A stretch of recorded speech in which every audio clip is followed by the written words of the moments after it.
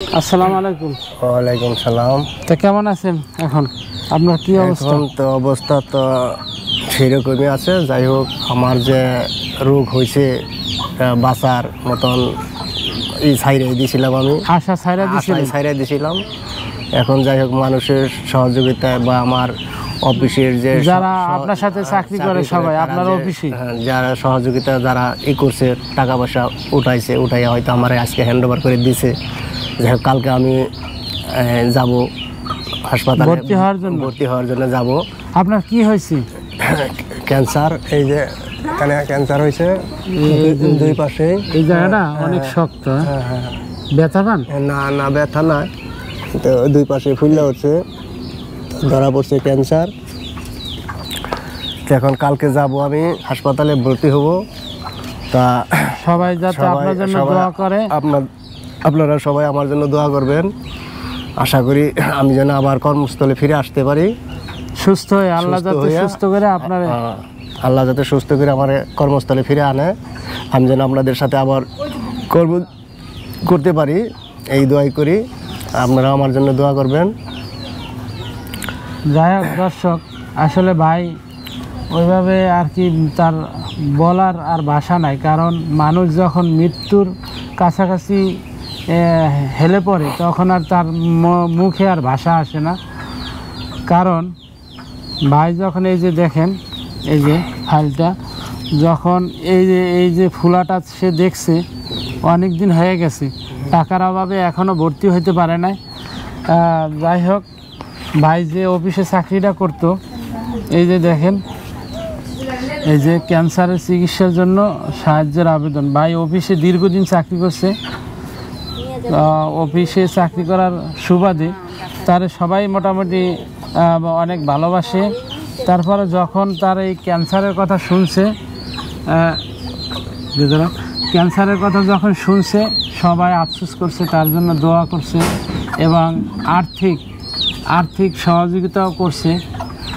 তাতে মোটামুটি কত টাকার মতো দিছে?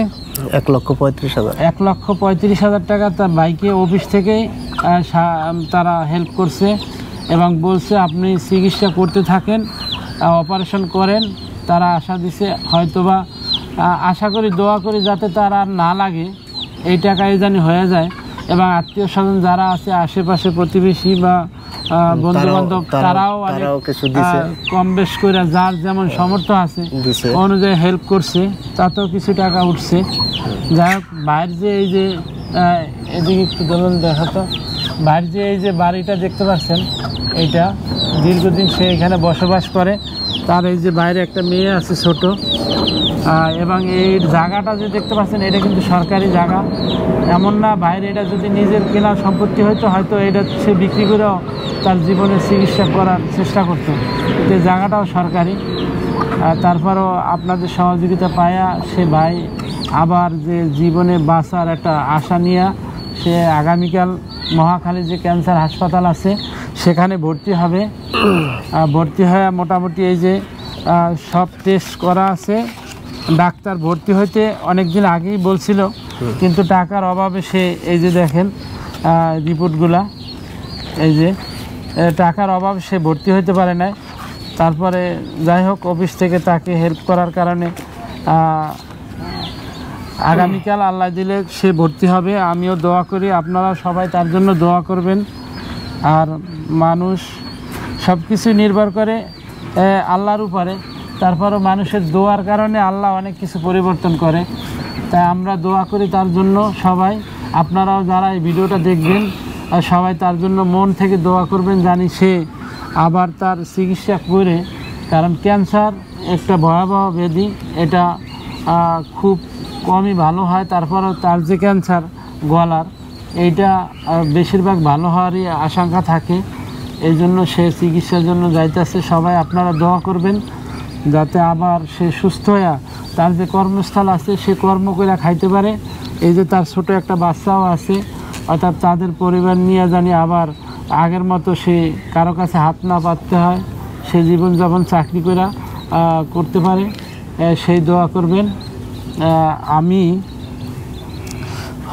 আমি এই যে আমার অফিস থেকে, আমার অফিস আলাদা, কিন্তু আমার অফিসে আমার সাথে যারা চাকরি করে তারা কিছু টাকা তার জন্য আমি ভাইয়ের কথা বলছি যে আমার একটা এরকম বন্ধু, আমার প্রতিবেশী, সে একটু অসুস্থ ক্যান্সারে, তোমরা যা পারো, আমার আন্ডারে যারা ছিল আমি সবাইকে বলতে পারি না কারণ আমি ছোটোখাটো একটা চাকরি করি।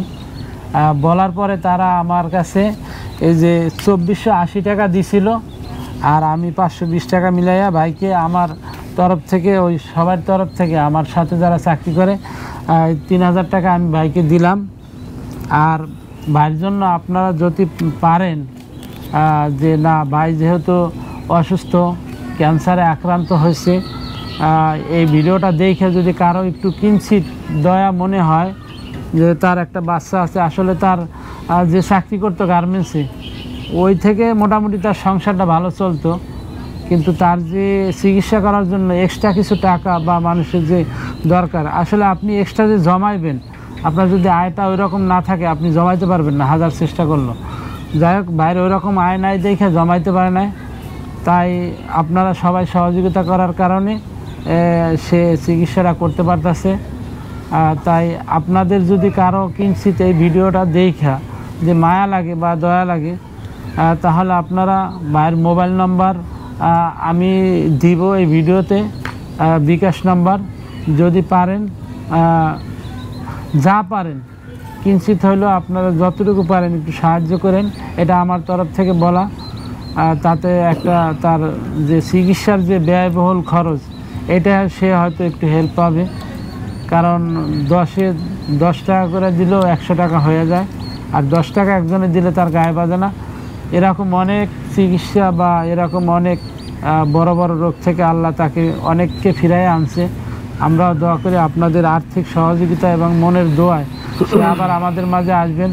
তাই বাইরে একটু বিকাশ নাম্বারটা একটু বলেন। 01949847499। আবার 01949847499। আচ্ছা, যাই হোক, ভাই মুখে বললো, এটা ভাইয়ের মোবাইল নাম্বার, বিকাশ নাম্বার। আপনারা আর এই ভিডিওটা আপনি যদি একটু সাহায্য করতে না পারেন, একটু বেশি বেশি শেয়ার করবেন, তাহলে হয়তো কারো চোখে পড়লে, অনেক দানশীল ব্যক্তি আছে আমাদের দেশেও আছে, তা হয়তো তারা কিছু হলেও ভাইকে সাহায্য করতে পারে। এ আশা রেখে, সবার প্রতি দোয়া রেখে, ভাইয়ের প্রতি সবাই একটু দোয়া করবেন। এই ভিডিওটা এখানে আমি শেষ করতে চাই। সবাই ভালো থাকবেন, আল্লাহ হাফেজ।